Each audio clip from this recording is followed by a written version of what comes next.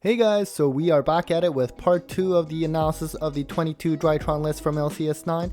Now part 1 covered the cards played in the main deck, and I'll have the link to that video in the description below, but this part 2 should be shorter. Here we'll be covering the most frequent cards in the extra deck, as well as the most commonly played hand traps and staples from the Drytron list. And if you do like these kind of analytical videos, then make sure to like the video and subscribe to the channel. So I'm just going to leave the two top cut deck lists here again, just so you can pause for your reference. This one is Pax, who came top 16 with the Megalith variant, and this one is Jesse Cottons, who finished second place with the non-Megalith variant.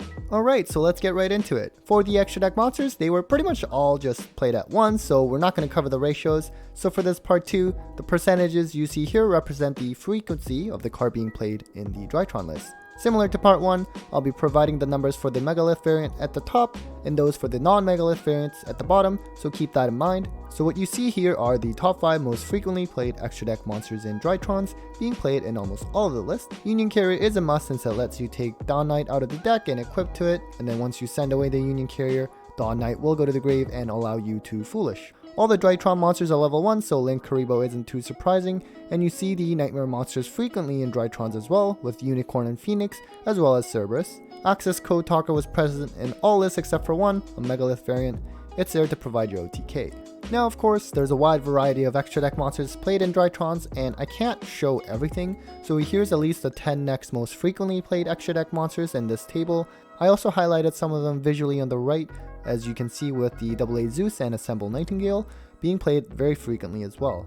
Anima is also common because again, the Drytrons are level 1s. You can see a lot of other staple extra deck monsters being played as well, like Appaloosa, IP Masquerena, and Abyss Dweller. There's of course also the Herald of Mirage Lights as well, which Jesse Cotton played. Feel free to just pause here to look at the table more thoroughly. Now while they weren't seen that often, these were some of the other notable extra deck monsters. Now originally, before the December ban list dropped, the Drytron combos I was seeing was Turbing out VFD, but after the Lencross ban and the LCS 9 did use the December ban list, Drytrons clearly have gone away from that route for the most part. Only 3 of the 22 Drytron lists played the VFD package. And then we have Dragoon, again only 3 decks played this package.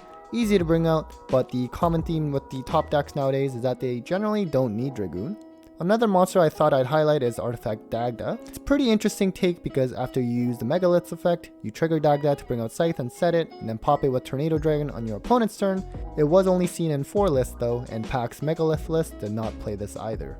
Okay, so now let's go over some general numbers for hand traps and backrow removal cards in Drytrons. Now Drytrons hardly play any hand traps in the main, and I should clarify that I did not include the Herald monsters like Orange Light as hand traps for these values, even though they technically are hand traps, and it's mainly because I wanted to try to also show the number of flex spots in the main as well. Instead, they largely play the hand traps in the side with a median of 8 hand traps in the side. I'll go over what these are shortly. As for backrow removal cards, almost none in the main deck as with most other decks, and mostly in the side, with a median of 4 backrow hate cards in the side. It seemed like the non-Megalith variants had a bit more backrow hate than the Megalith variants at LCS 9. As usual, now we can cover the most frequently played hand traps in Drytrons. I'm only going to show the top 5 rather than top 10 because there just weren't that many hand traps to go with for this deck. Anyways, Nibiru, as always, is the most commonly played hand trap in Drytrons, although largely played in the side rather than the main. Artifact Lancea is the next most frequent, with some even playing it in the main, and it shouldn't be too surprising since Drytrons can search Lancea off of Cyber Angel Ben 10, and it's a great card to combat against Virtual World. Droll and Lockbird was seen in 9 of the 22 lists, probably because of, well, other Drytrons since they search a whole lot. Ash was seen in 7 lists, largely in the side as well since this deck generally doesn't play a lot of hand traps in the main. Sideframe Gear Gamma was seen in 5 decks, and this is only counting those that actually played the full Gamma and Driver package, because I know sometimes Drytron lists play just the one Gamma because it's a monster that cannot be normal summoned or set. Not played too frequently in Drytrons compared to other decks it seems, because of their restrictions when it comes to summoning. And finally, we can go over the most commonly played staples. Twin Twisters and Red Reboot were actually the most common, and the deck plays Red Reboot since it has the capability to OTK. Harpy's Feather Duster isn't too surprising as well, and there were actually 8 lists that played Forbidden Droplet, with exactly half main decking and the other side decking this card. Then the remaining cards weren't played all that frequently. We see Scythe being played in 4 lists, and these are the same 4 lists that played that Artifact Dagda of course, as mentioned earlier.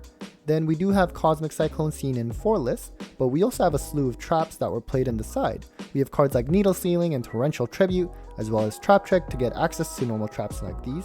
Lastly, Dark Ruler No More was seen in 3 lists, which just has not seen a lot of play lately, even with the hand ripping gone from the format, presumably because Virtual World is a deck to beat right now, and Dark Ruler is not good against that deck with their VFD and Choosh setup. Alright guys, so that's it for this final part 2 of this analysis of Drytrons from LCS 9, hope you found it useful. I won't be doing analysis of any other decks from LCS 9 since I already covered Virtual World and Zodiacs for LCS 8, so I guess you'll just have to wait for LCS 10 for me to do a further breakdown of a particular deck. Anyways guys, that's it for me, take care.